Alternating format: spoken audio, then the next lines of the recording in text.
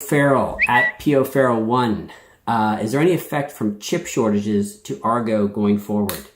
I think there's effects kind of across, the whole, technology space. Obviously, we've seen, trucks not getting made because they don't have the chips. We've seen lots of ramifications of chip shortages, not just in the crypto space. I think the fact that there was the China Bitcoin mining ban earlier this year kind of lessened the impact that we would have seen on the chip shortage, because all of a sudden there were machines that needed a home, and so there was a secondary market for rigs that wouldn't have happened if there hadn't been the China mining ban. And then 2022, from what we've seen, is very, being really well planned out. I think one of the big changes we've seen in the space over the last 2 or 3 years, especially over the last 12 months, is that the time to buy machines, companies are buying machines 2 quarters, 3 quarters out, in some cases like a year ahead of time. That wasn't the case certainly 12 or 18 months ago. There still are machines you can buy in the spot market. There's still a healthy secondary market.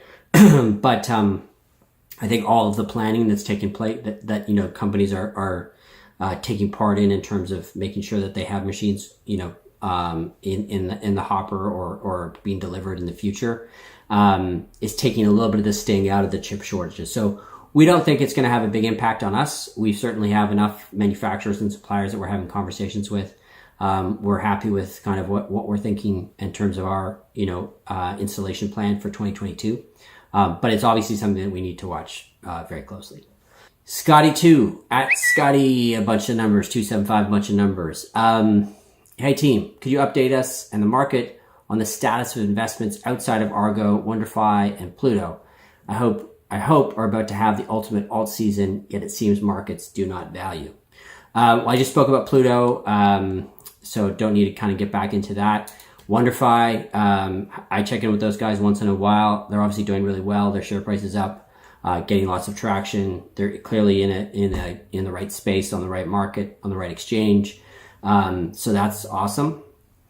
In terms of, investments in DeFi and Web 3.0, you will be hearing more from us very soon about that and how Argo is kind of leaning into that world.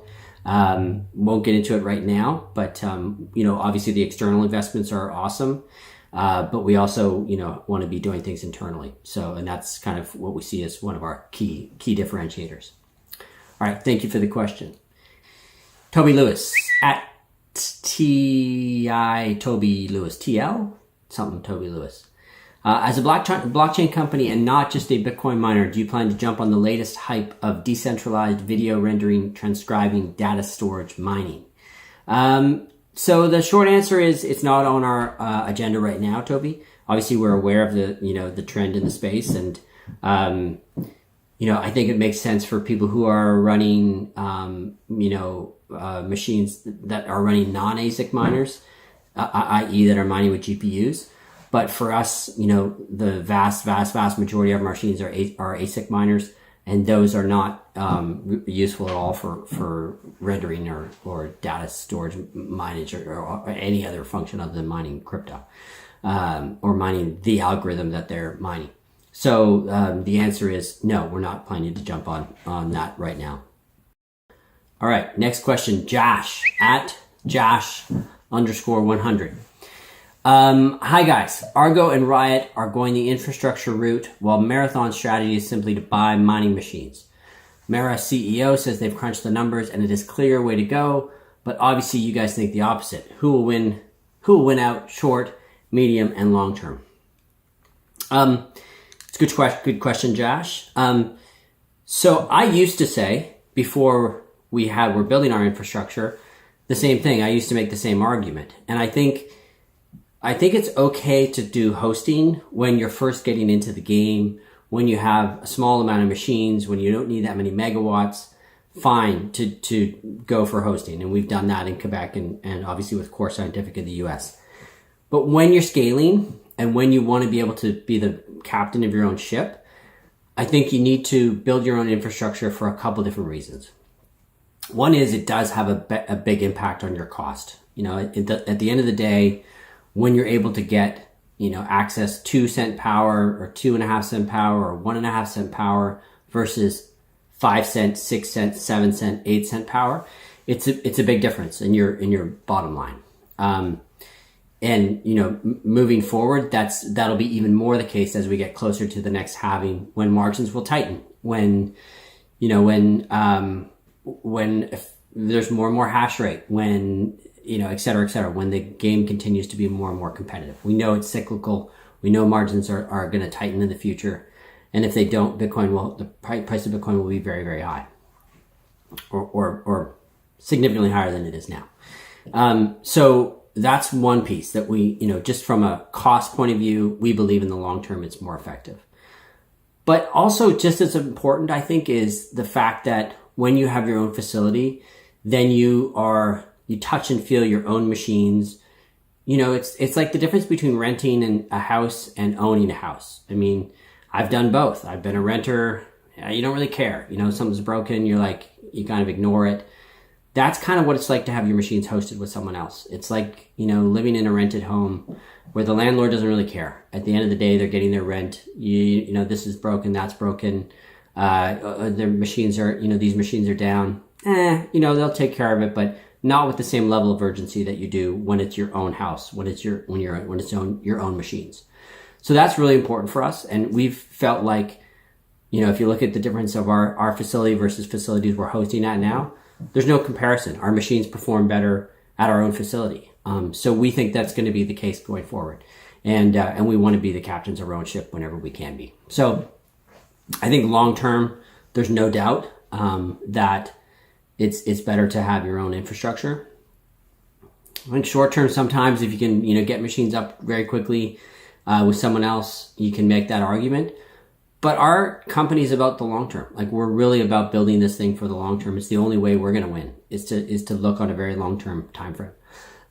So that's how we see infrastructure, and we firmly believe we're moving in the right direction, particularly with having such a large piece of infrastructure that we're building out in Texas. All right, Zcash. Jason at Jason M. Rossum. How this is about the transition of Zcash. How will the transition of Zcash to proof of stake affect Argo long term, aside from the immediate jump in value? Well, it's a good question, Jason. We're looking at about a 3-year time frame. So, most of our Zcash miners, our Equihash miners, we've been running since 2019, 2020. So they're already well into their lifespan. They've already ROI'd. So we're not super worried about, 3 years out from now, them no longer being profitable. They've already way over delivered. And 3 years in crypto is a lifetime. So who knows what they'll be able to mine on Equihash in 3 years from now. If they're not able to mine Zcash, that's fine. We'll find another thing for them to mine on the Equihash algorithm if there's still profitable mining opportunities there. But good question. Obviously, something that we're watching. Grayster at Stuart Hampston 6. What, if any, are the implications of Zcash proposed switch to proof of work to proof of stake? Does it impact the balance sheet? This is the same question, essentially in a different form. So no, it doesn't. It's not going to impact the balance sheet for more than 3 years. If anything, it's a good thing in the short term because obviously the price of Zcash has been on a good run. So we're happy with those miners. We're happy with the profitability of them, and we'll keep running them on Zcash until we can't. All right, next question from Adstock at Idiot Boy Bouy.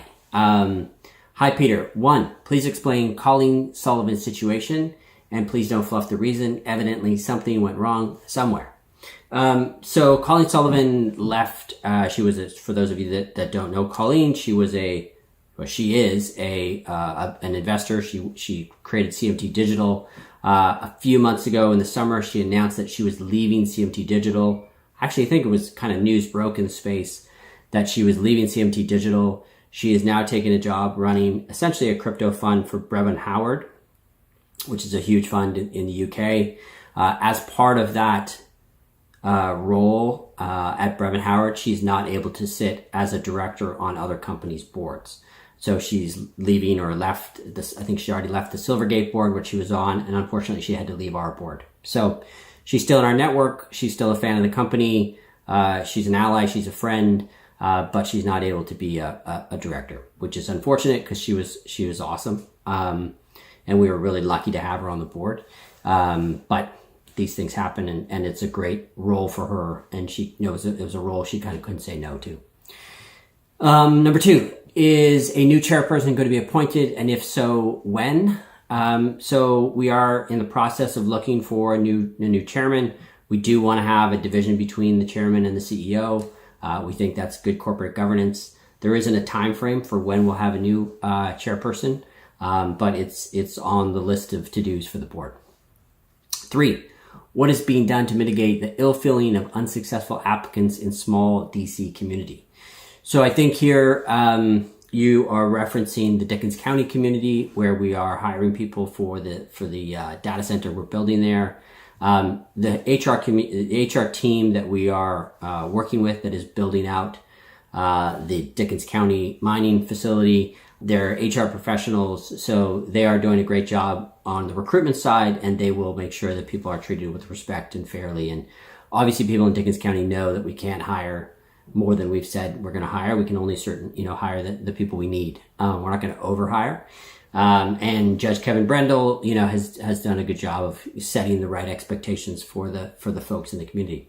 So we're confident that it'll be handled in a professional and proper way. But good question. It is a small community. All right. I think there's a few lighthearted questions. Kev at Is It Now? I hodl for a new car. I hodl for a mortgage. Sometimes I hodl for a holiday. Why does Argo blockchain hodl? It's kind of a philosophical question, is it not, Kev? So we hodl because we believe that Bitcoin is an appreciating asset, and we think it's going to continue to increase in value. And whenever we've sold Bitcoin, going back to 2019, 2020, when we didn't have, we weren't in the same kind of, situation that we're in now. We regret selling Bitcoin. So that's why we hodl. I like the poem / philosophical question. Trainer Beast at Trainer Beast. What is the one thing you would have liked to have done differently in the past year? I also want to wish everyone employed or invested in Argo good health and every success. Whenever we have an opportunity to bet on ourselves, I think we should bet on ourselves. So this past year, there was a couple times when we probably could have leaned more into betting on ourselves, and we didn't. So I think the more we build out our own team, we build out our own expertise, we build our own facilities, et cetera, the better off we're going to be in the long term. Roger Berry at 20 Socks. What's the name of the tuft of a beard on your chin?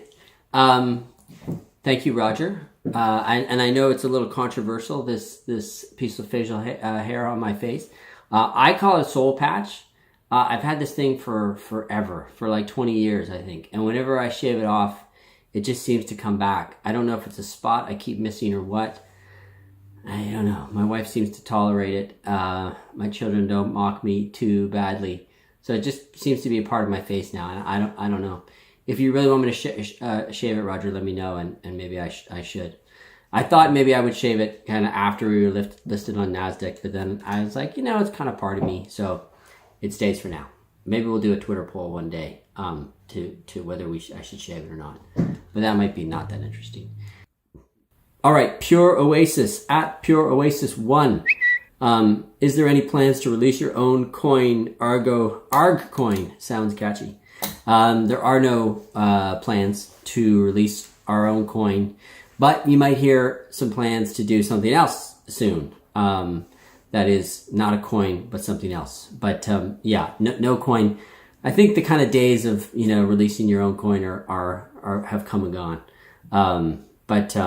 But we're obviously happy to mine as many Bitcoin as we can. Okay, everyone, thank you for your questions. Really appreciate you taking the time to send them in. We'll do this again soon. For now, that's all from me. Onwards and upwards.